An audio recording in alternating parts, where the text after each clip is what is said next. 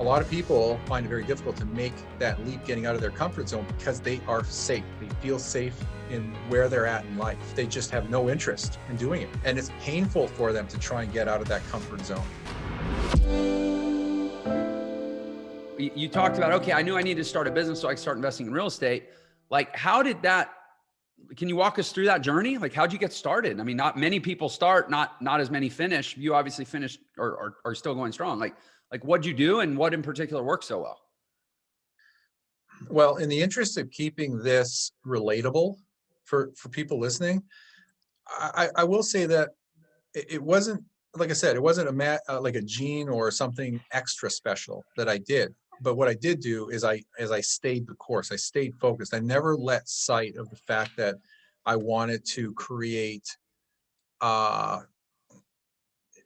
income / wealth / riches / financial freedom, which is time freedom.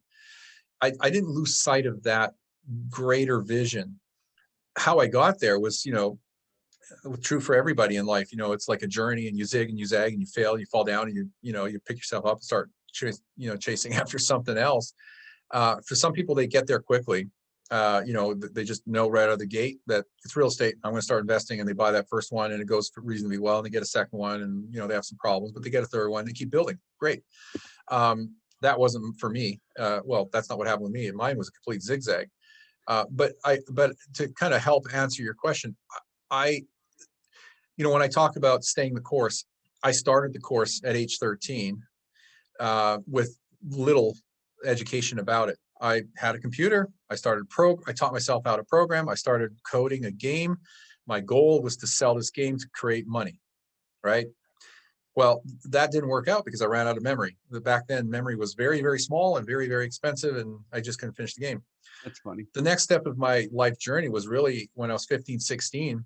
I couldn't drive. I didn't have a driver's license yet, but I did have my parents order some books for me about business and real estate. And I read and consumed those books and just taught myself out of interest how the business world and the investing world works.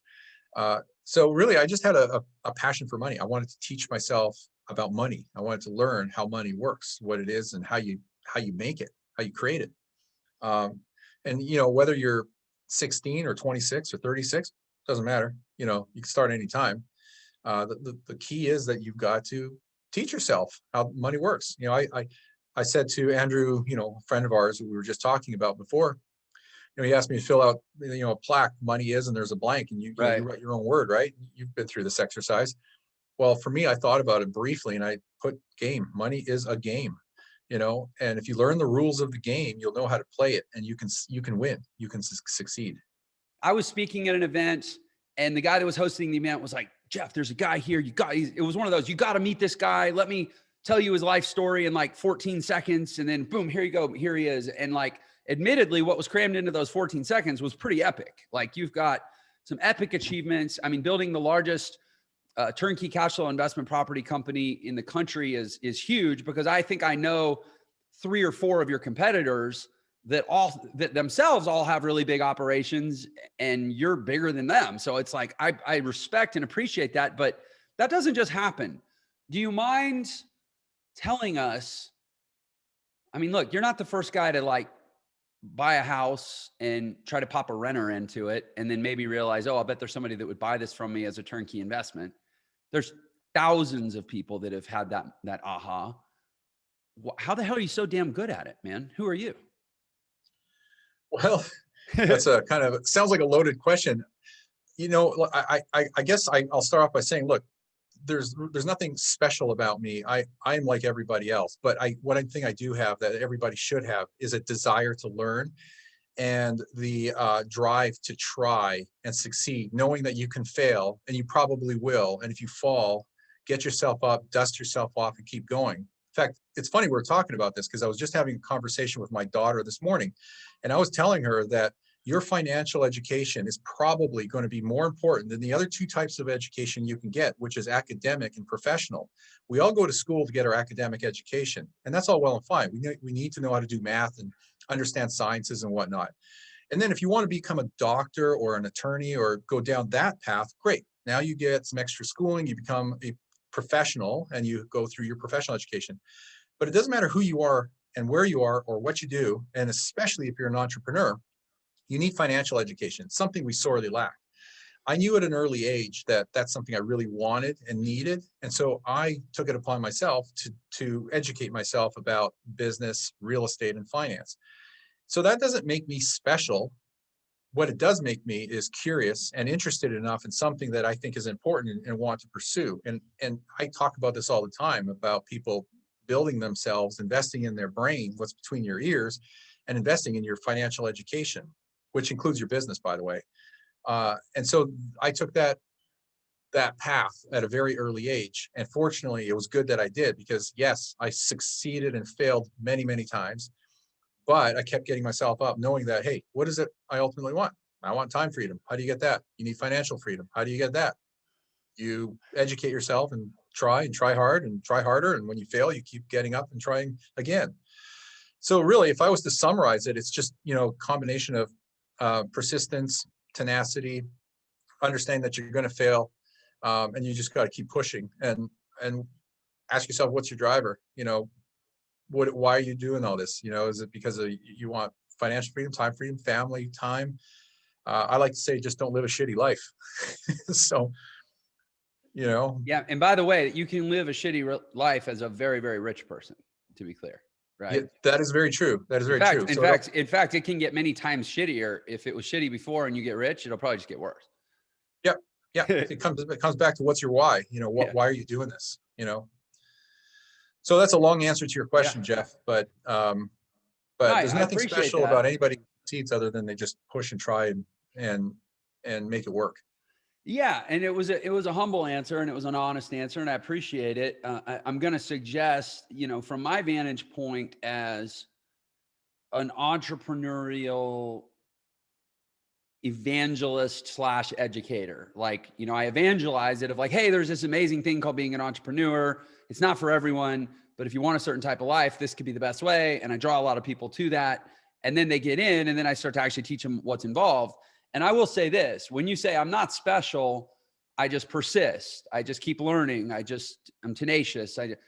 I would counter that those things actually are what make you special, because they're not universal. And in fact, they're tragically not even very common in this world, which I don't mean to say, oh, well, Marco is a certain, you have a certain gene that makes you just better or different, and other people don't have the gene. I think so much of it is just conditioning, education, belief system, family indoctrination, cultural indoctrination. There's just some people just kind of have this belief, however they came by it. And this is a setup for a question for you, where it's like, if I will stick with it and I will keep grinding and I will keep going, I believe that eventually I'll break through and I'll get to my promised land, whatever it is, right?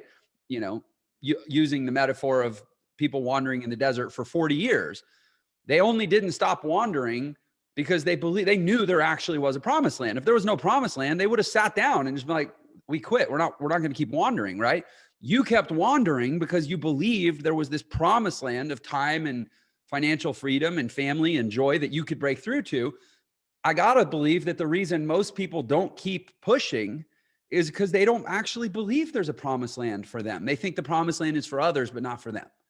So I'm curious, where did you come by this belief that there was a promised land, and that it was, Marco was invited to that place? Yeah. So before I answer your question, Jeff, I'm going to touch upon your comment. And I just want to quickly say that when I say that there's nothing special about me, what I meant is that I wasn't born with a gene that assured my success, or a rich family, or a silver spoon in my mouth. I didn't have any of those things. I was basically starting from a working class blue family that didn't have any extras, and I had two parents that worked 3 jobs. That's my environment, which will lead to the answer to your question here in a moment.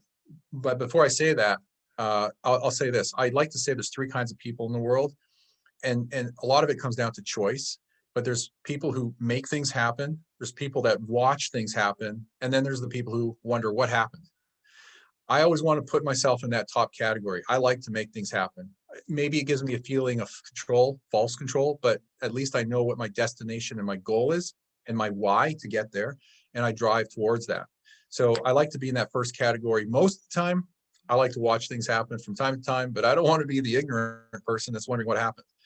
So, but I don't remember the exact, to your question now, I don't remember the exact trigger point as far as why I chose this path. Interestingly enough, though, we had a conversation before we started recording about an event I was at this weekend. Some of that did come out in this event that I was at, this personal development event, which I know that you're looking forward to participating in as well. If I had to take it back to its very, very early roots, it was probably when I was around 6 or 7 years old. And I came to learn from my mother in a bus in Italy that we would all die. And that didn't sit well with me. I didn't even know that we would all die. I thought that we would all live. Death wasn't even a concept to me. But when I found that out, I started wailing in the bus, like not crying. I was wailing. And that's the time when I realized that I don't have control. I don't have control. And that was a scary thought at the time. That may have been, and probably was, the turning point in my life where I needed to make sure that I had control over my future in my life. When you fast forward that to my teens, I knew that I wanted something, and I called it being rich at the time. But really it was about financial freedom. But really it was about time freedom. So I wanted my time, I wanted my life back.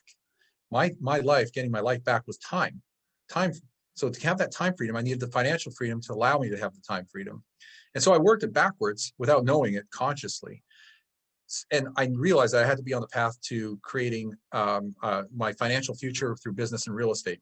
And I educated myself. How did I come to that realization? This goes to your question. And the answer to your question is this. One day, my mother pointed out this person who walked around in kind of semi-shabby clothes, drove a pickup truck, had a cane, very unassuming guy, happy-go-lucky. And my mother made a comment out of the blue. She said, that guy over there, I don't know if she said he was rich, but that was the implication. But she did say, that guy owns a whole bunch of duplexes up on Center Street in the town I grew up in. And I just stopped to think, that guy doesn't need to work. He's making money every month and he can do whatever he wants. And that's like, okay, I need to invest in real estate. I need to start a business to have the money to invest in real estate. And that's the path I took. So that was the event as far back in my brain that I can go. That was the kind of the switch that said, yeah, this is what I need to do. I want to check in on and acknowledge and appreciate something you just said.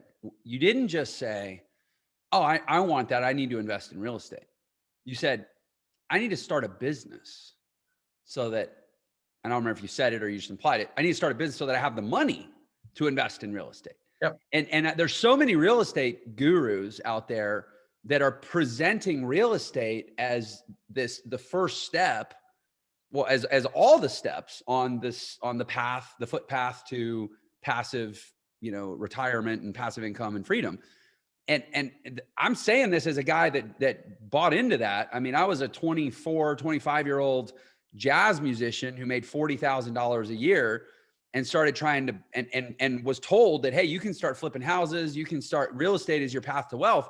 And I started trying to buy stuff on credit cards, and, I would get cash advances off of credit cards so that I could come up with my down payment for closings. And because I didn't have actual money, and I got my ass whooped because you're only one hailstorm that bangs up one roof that has to be replaced now, but you're not going to get your check from the insurance company for 6 months. And if you don't get that roof replaced right now, which means taking 10 grand out of your pocket, you're going to have your tenants move out and probably sue you. And you don't have time to wait and now all of a sudden you're in the crossroads and you don't have time because you don't have money, and the bank takes your property. So it's, there's like all this stuff that's not in the brochure where it's like, hey, if you're going to start buying real estate, even at a smaller level, your life will be a lot easier if you at least have 100 grand in the bank to just weather some storms, right? Yeah, I totally understand what you're saying. And here's the problem, the lie that comes out of these so-called gurus, and kind of the lie that's perpetuated by all these programs on TV like Flip or Flop, and Mm-hmm. all these flipping shows on TV.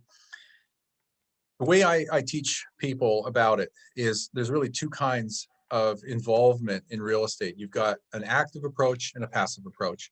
And these so-called gurus talk about real estate investing as buying, fixing, and flipping, or buying, fixing, refinancing, and keeping a property. But what you're actually doing is creating a business. You're not investing. And Right. that's the myth or the lies. People think they're investing in real estate because they're finding a distressed asset, fixing it up, spending time, spending money, going through the process, and they're creating the brain damage of managing this whole process. But if you step back and look at what you're doing, you're not actually investing. You are creating a business, or just a job if it's just one single property that you're buying to fix and flip, or refinance. There's a lot of risk and a lot of work and a lot of elements and a lot of factors that go into that. But it's a business. Whether you do 1, 10, or 100 of those suckers, you're creating an assembly line of renovating and turning over property. Investing is different. See, that's the active approach. To Right. me, investing is the passive approach. I invest $1, I get $1.10 back, or whatever it is. That means I'm buying that property. I'm not touching it with my hands, but I'm going to give it to a professional property manager who's going to lease it, collect the rent, send me the rents, and every month I have passive income, passive positive cash flow. That's investing. I put $1 in, I get $1.10 out. And I want to do a lot of that. And that's what we do with our clients. That's what my company is all about for the last 17 years, is helping people focus on the passive investment side of it. If you want to go fix and flip property and do all that stuff, great. There's a lot of gurus out there that can show you the way or teach you, and there's nothing wrong with it. But just understand, one is a business, one is investing. Hey, sorry for the interruption. I just wanted to let you know you can get a free copy of my book, The Millionaire Shortcut, which shows you the fastest way to become a millionaire in the new economy. And there's a special link just for this episode in the description. So thanks for tuning in, and I hope you enjoy the rest of the episode.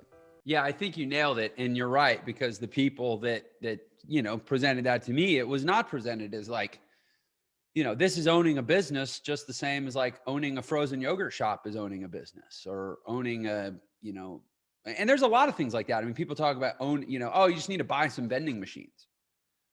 Well, no, you gotta scout locations, you gotta lease the space, you gotta maintain the machines, you gotta restock the machines, you gotta collect the money from the machines, or pay someone else and have an employee. Like there's so many of these businesses that are presented like they're passive income, and they're not. They're businesses. You really nailed it. Well, can I add to that? Yeah, please. Yeah, just one further thought for people listening to this. If you buy that yogurt shop and you're working there 8 hours a day, 5 to 7 days a week, you just bought a job. You bought a business, but you bought yourself a job. Right. But if you bought that yogurt shop and you can hire the staff to man it, and you are an absentee owner, and every month you have income coming from it, and you never have to step foot in it, that's an investment. And that's the difference. Some people confuse investing or creating businesses as passive income, when in fact they're married to it. They are the business, or they are involved in that investment, with that so-called investment of flipping a house. It's a job or a business. It's not an investment.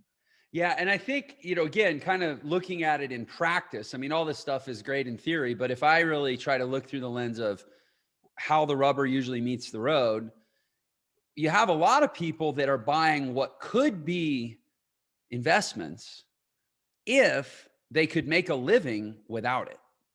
Meaning they buy a yogurt shop, and if they would pay a manager $60,000 a year to run the yogurt shop, they could maybe take home 30 and have a passive investment. Maybe they paid $250 for the yogurt shop and they're making 30 a year, and that's whatever that is, right? 12% a year return plus something that's building equity, and there's an asset you can sell in 5 or 10 years. Like, that would all be great, except the problem is they can't live off the 30 grand, and they put their life savings in to get it started.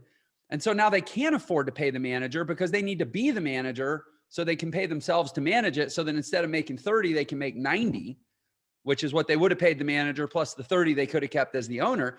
And now, just because of personal need, they're never able to allow their asset to morph from being a business into an investment or a job into an investment. And so I think that's the part that like people aren't talking about enough, which is like before you get into these things, you either already should have a certain amount of cash saved up that buys you time, or don't quit your day job or find a day job that pays your bills and do this stuff on the side. And I don't know, man. I mean, I was a 20 something kid that was buying every book I could on how to get free from the rat race. And none of them ever basically said, if you don't have a couple $100,000 backstopping whatever you're trying to do, or the ability to pay your bills without having to take money out of whatever you're investing in, you shouldn't even start. And I don't know, I'm curious. And is that like, I mean, obviously it's bad marketing to give people a big obstacle in their face, but like, do you agree with what I'm saying? I mean, I get the sense you do. Yeah, I mean, it's okay to sell the dream. We all buy the dream. That's how we go down a path, whether it's business or real estate or whatever. But what you're saying is true, because look, if you want to build your own business, odds are you're not going to go cold turkey, quit your job and start a business and think that you're going to have a paycheck to pay, buy groceries at the end of the month right away, unless it's well funded. So normally businesses start as a side hustle and you build it up. And if you have a partner, even better, you could probably build it up faster. Same thing with real estate. The point about business is you may not get rich, or you may not be able to survive with one business in the beginning. It might turn out to be that way, but same thing with real estate. Buying one rental property is not going to get you to financial freedom or make you wealthy or rich. You've got to stack. Whether you're investing in yogurt shops or McDonald's, you want multiples of those. If you're investing in real estate, you want multiple units. You have to build it up, but you don't get to that point by going cold turkey and leaving your job. In fact, it's actually bad advice to leave your job to either build a business or to invest in real estate. The reason why is this: number one, you have that income to support yourself while you're building something else. Number two, you have the income to qualify for financing to help you build that business or to help invest in real estate. You're cutting your legs out from under you if you quit your job and lose that source of income, especially if it's W-2 income. So you want to keep that while you're building these other things. Then when you get to a point where you can replace your income and focus full-time or near full-time on these other things, now you can make that transition and really push the gas pedal and grow your real estate portfolio or grow your businesses. Yeah. And I think I agree with so much with what you just said. And that's a really great point, especially about the income. I mean, it's funny, like I've had years where I've made a lot of money and it was like still hard for me to buy properties because these lenders are like, well, how do we know? How do we know it's going to continue? And I'm like, well, even if it was a W-2, you wouldn't know, but I guess your underwriting criteria just favor that. So whatever, but you're totally right about that. But I think there's also a third thing too, which is keeping that job. In a way, there's kind of like the idle hands or the devil's workshop. I find that real estate investors or really any kind of investors that are sitting around with too much time on their hands, they start getting antsy and they start wanting to say yes to bad deals because they're just itching to do a deal.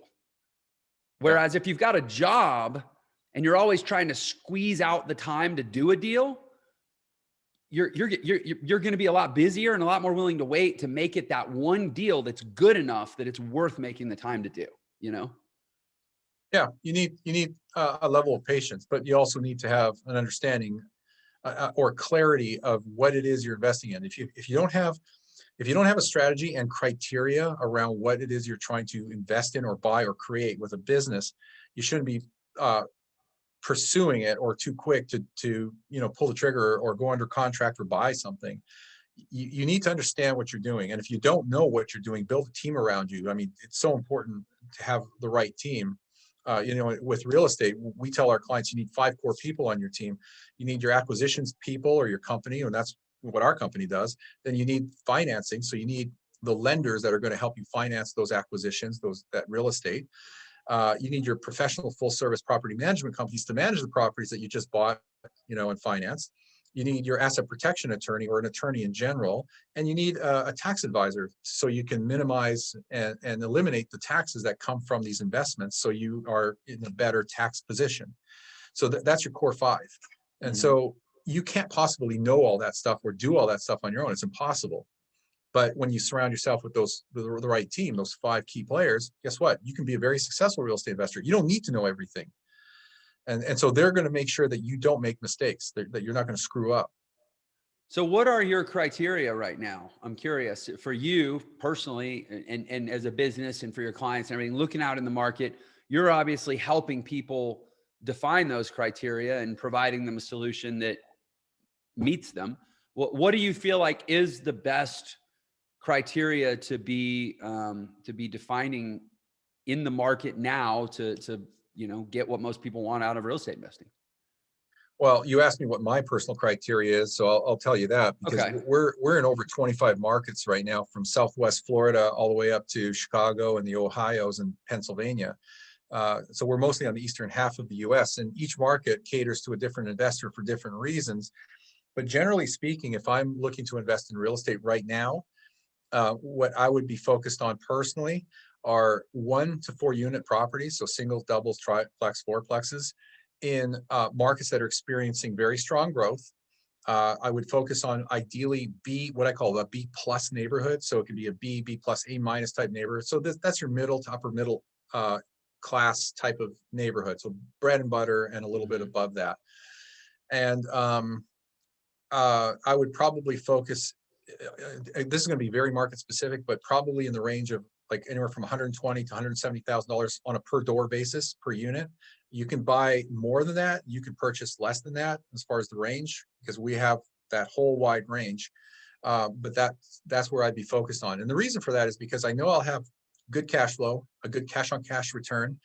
I'll have strong appreciation potential because of the markets that I'm in. There's just strong population growth going into those markets. So the demand is far outstripping supply, pushing property values up, pushing rental rates up. And it just provides a lot of stability and growth for my investments. Is the focus on 1 to 4 unit properties, is that primarily because of the different treatment you get from lenders, or is it because of something else intrinsic to 4 units versus 6 units, let's say? Well, you nailed it. It's primarily the first, the financing available where you could lock in to conventional financing on a 30-year fixed rate mortgage at a historically low interest rate is the main reason. It's the most favorable and the cheapest form of financing available. The other 2 reasons is, one, not that I need the liquidity, because real estate, generally speaking, is a highly illiquid asset. But the single family home is the most liquid of this asset class as far as liquidity goes. The higher the number of units, the harder it is to actually turn it over quickly, in air quotes. So the liquidity aspect of it. And thirdly is really just think of yourself as the tenant moving into a property. Would you rather be in an apartment building, one half of a duplex, or a single family home? Odds are you'll probably want the privacy and the home feel of a single family home over an apartment building.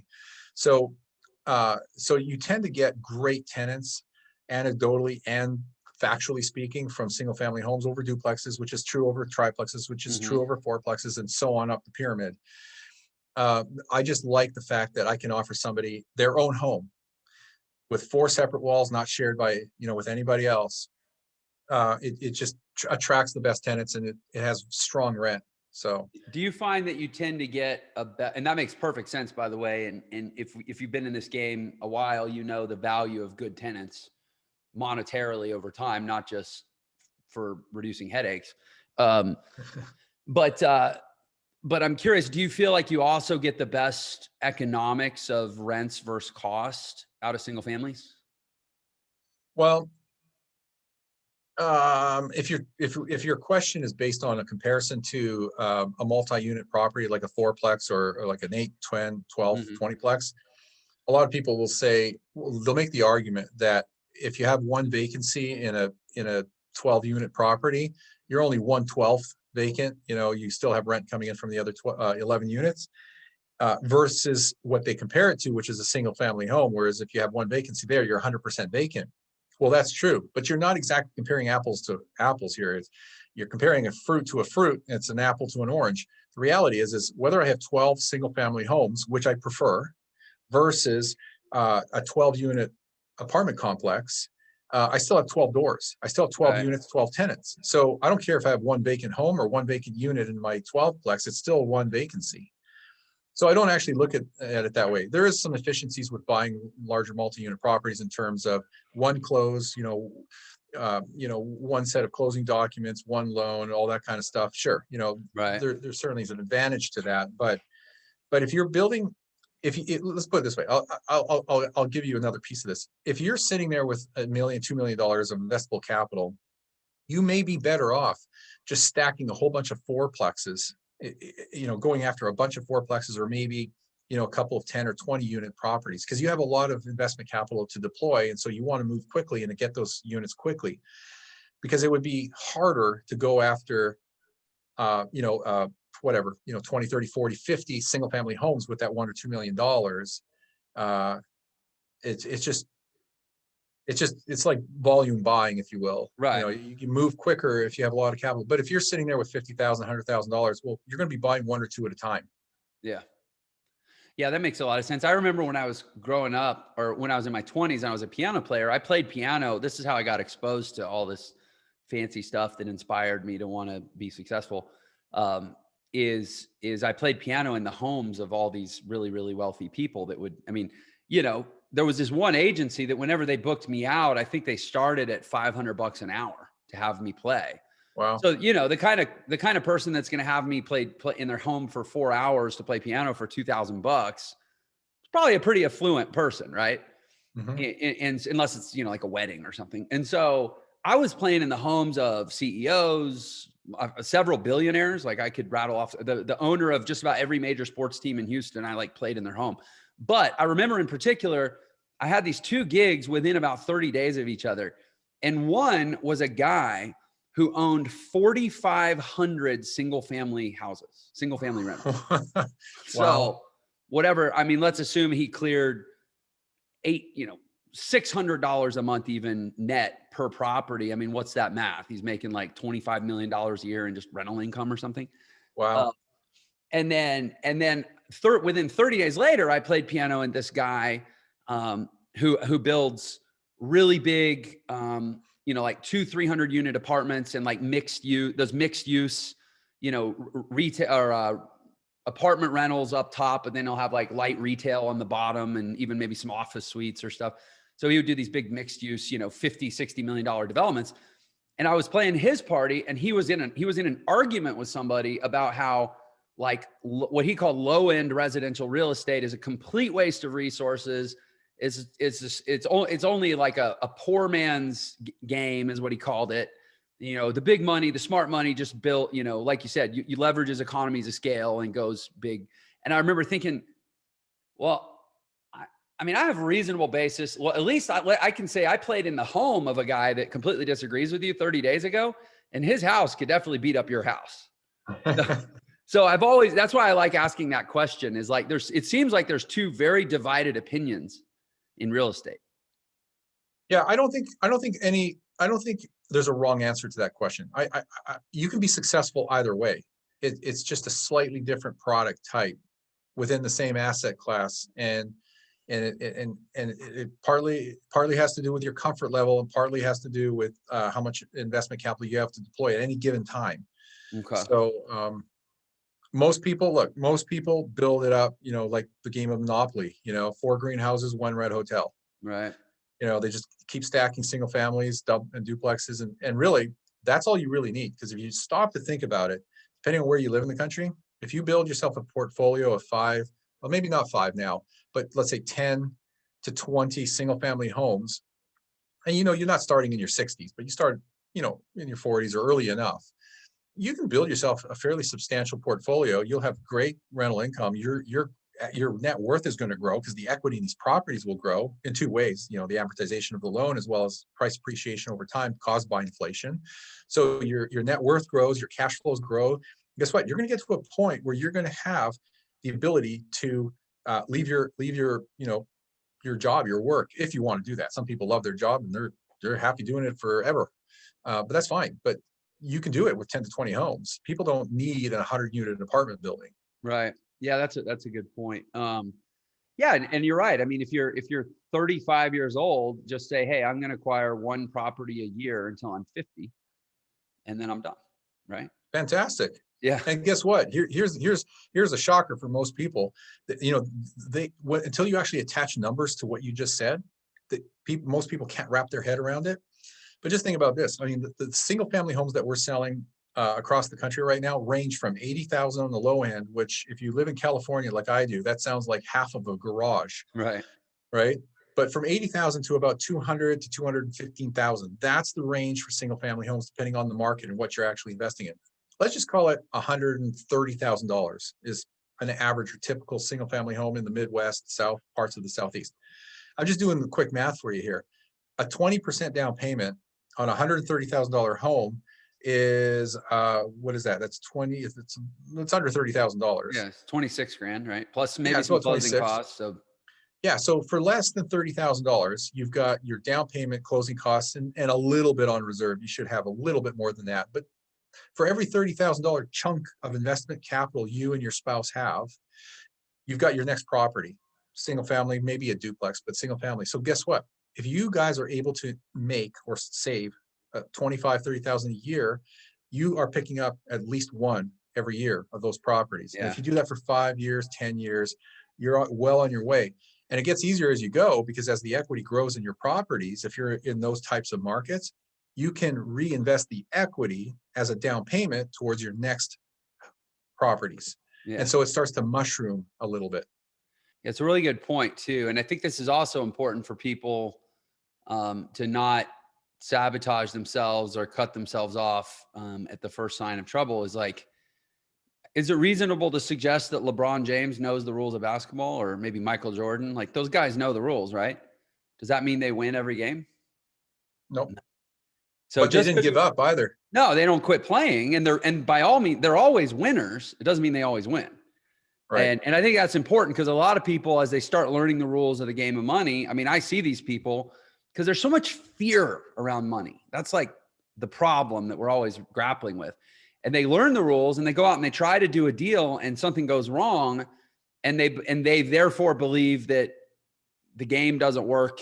The rules don't work. They're just a loser. And it's like, no, that's like LeBron. I mean, he lost game 1 against the Suns a few nights ago. And I'm pretty sure he didn't announce his retirement subsequent to that. Like, it doesn't mean the rules don't work or the game doesn't work. But a lot of people, unfortunately, conclude that it does, or conclude that it doesn't, just because it didn't for them the first time. Okay, when did you acquire your first property? Well, I was just going to say, if someone has fear of money, Jeff, it's my opinion. There's 2 reasons. One is there's pain associated to it, or it's fear of the unknown. They just don't know anything about money, and the school system is partly to blame for that, because we don't get financial education in the school system. So if you are uneducated and ignorant about money, you won't know what to do. You need to educate yourself. And so if you're failing in the game of money, it's only because you don't know what to do, and you just need to simply start listening to podcasts, reading books, and educating yourself, because the information is out there, and you don't have to reinvent the wheel. Just, you can learn from other people who've already done it, have been down that road.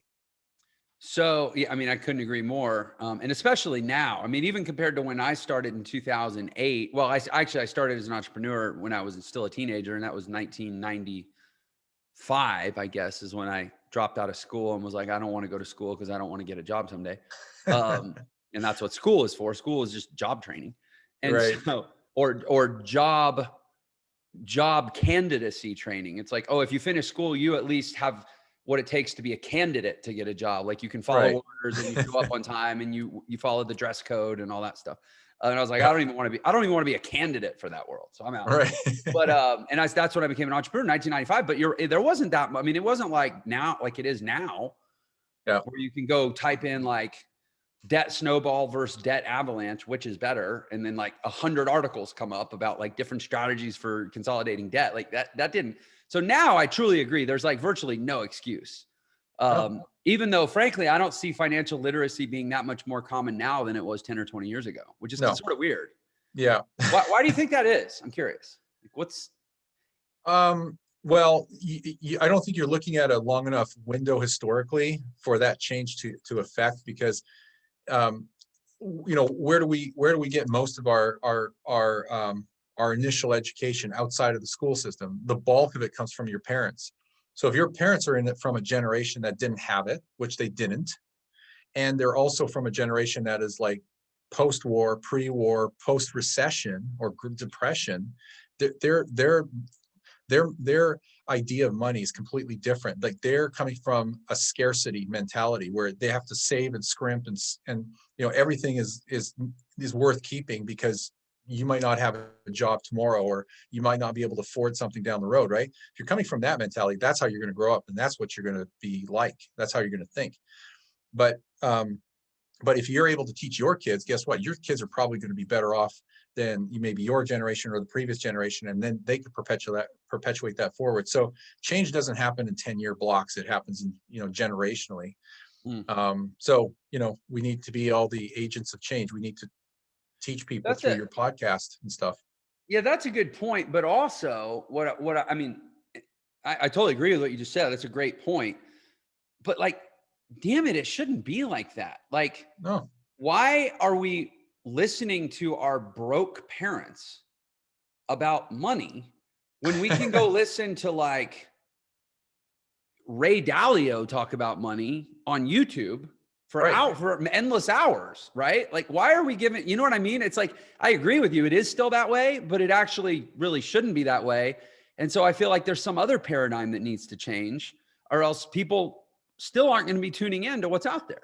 Well, here's my answer to that. Very simple. You need to show someone the way. And so I'm putting my hands out here. Here's the green pill. Here's the red pill. Right. Which one do you want? Red pill, please. Yeah, you take the red pill, you go down the rabbit hole. I show you how deep it goes, and you won't look back.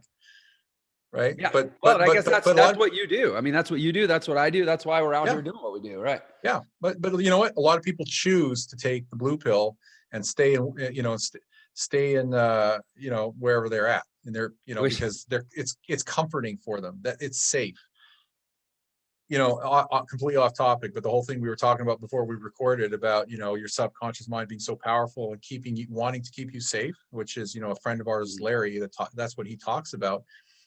A lot of people won't make that leap or find it very difficult to make that leap getting out of their comfort zone because they are safe. They feel safe in where they're at in life, and they just have no interest in doing it. And it's painful for them to try and get out of that comfort zone. Yeah. And I think everybody's kind of worried about the next Thanksgiving dinner when they have to go home and see their parents and their brother and their sister and oh, what have you been up to? And they're either going to have to not disclose, or they're going to have to admit that they started doing all this stuff that defies their family belief set. And they're going to have to get all this shit about it. And they just it's so crazy how powerful those urges or non-urges are. It's silly. Well, think about what you just said. This really ties back to, our friend Larry and something you and I are, doing with him. But if your family's that way, if they're going to tear you down because you're trying something new, or you're trying to succeed that will take you to a higher level than they are, or that they grew up with, guess what? Your family may be the trauma that is holding you back as an individual to, get ahead and achieve. Like subconsciously rooted deep in your head is your upbringing with your parents and what happened in your past that is holding you back, because now you're in that safe space. That's so true. And Marco, I got to tell you, I mean, we're kind of hinting at it, and I'll share with the audience real quick. So Marco and I are both involved in, we through that same event where we actually met this guy that he's talking about, Larry. And we're both, kind of doing some really deep work on ourselves and just trying to grow and develop and get better. And I think it's it's personal development, right? It's just knowing thyself and mastering thyself more and more every day.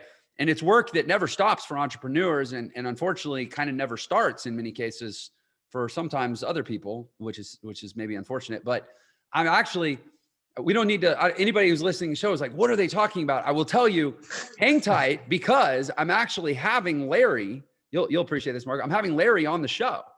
I think cool. I've got him booked in about 6 weeks. He's going to come on and we're going to like rip this stuff apart, and everybody's going to know what we're talking about. And this guy, Larry, I'll just say, if you imagine the toughest son of a bitch you could possibly imagine in your mind, and then think, well, who could beat that guy up?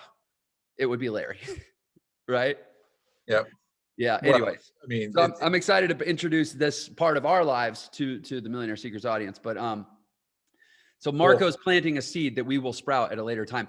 Okay, but so I got to ask real quick. I mean, so when did you actually acquire that first property? When did you or maybe a better way to ask is, when did you actually get $1 of income that was from that was passive, generated by an investment?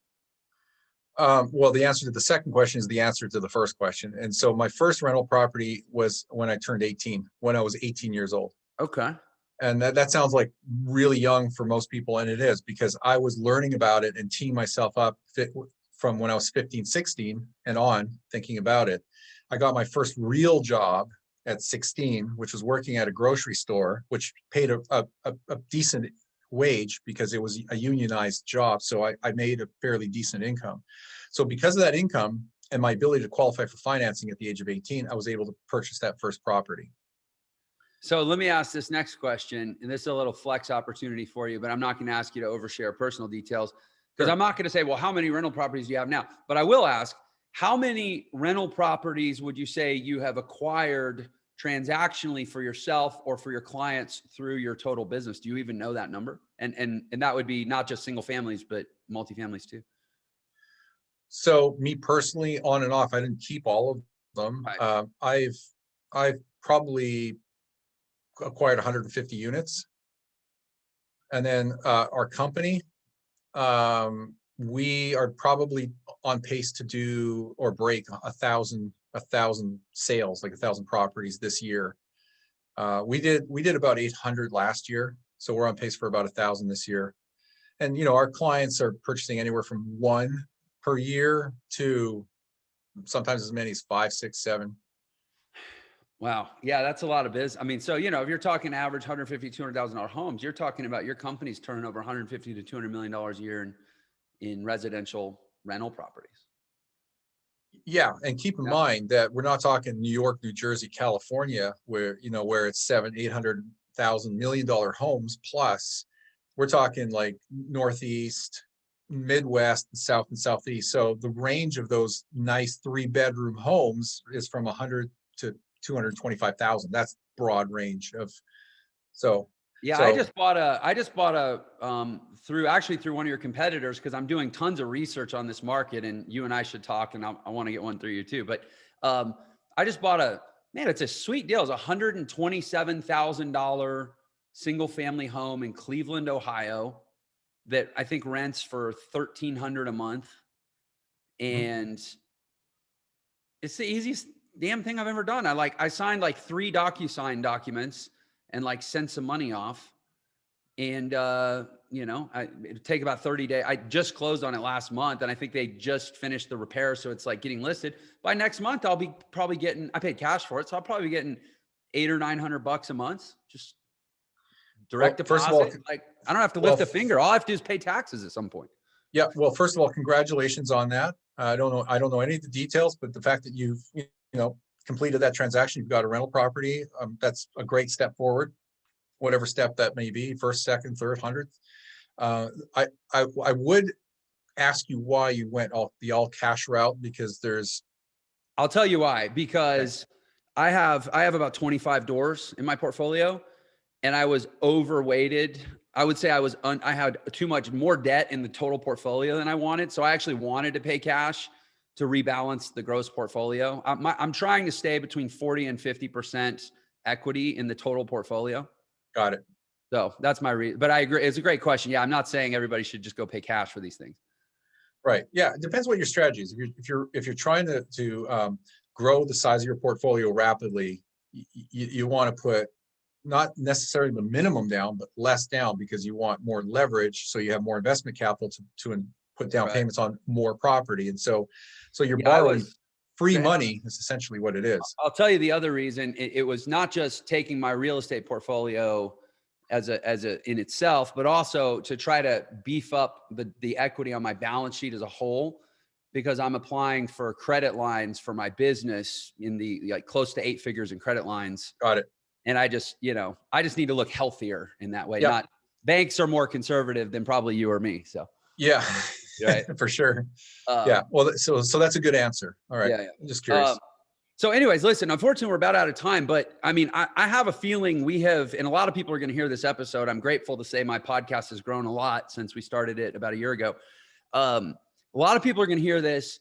I'm guessing a lot of people are going to want to talk to you and at least know more about this. So whether it's you personally to get more of your content or to learn more about Narada or your other, maybe you have other brands too for your real estate business, where do you want to direct people to learn more?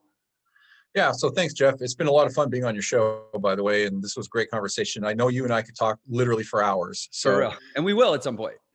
oh, absolutely. Yeah. Well, Much. we'll keep meeting up in Salt Lake and wherever else. So, but yeah, I mean, the best way to get a hold of me and my team, I have a whole team to serve. We don't charge for our services. We provide all kinds of education, resources, properties, and counseling at no cost. I mean, we put out free articles and strategy sessions, but it really comes down to two websites. Our core website is noradarealestate.com.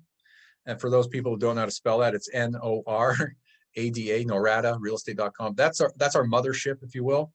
And then the sister website is the home of our podcast called Passive Real Estate Investing. And the domain name is exactly the same, passiverealestateinvesting.com.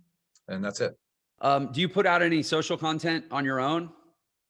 Yeah, I mean, I'm most active on Instagram, which is Marco, just my name, Marco G. Santarelli. Okay. But those are all on the website, so you can link to Twitter and everything else there. If you loved that episode, then you're definitely going to love this one. Check it out. You can go to Zillow right now and find a bunch of deals in Memphis that are deals. Doesn't mean you're going to perform it. It's just like on a piece of paper, but how do you make that piece of paper a reality or that deal spreadsheet a reality? So you got to really start with property management.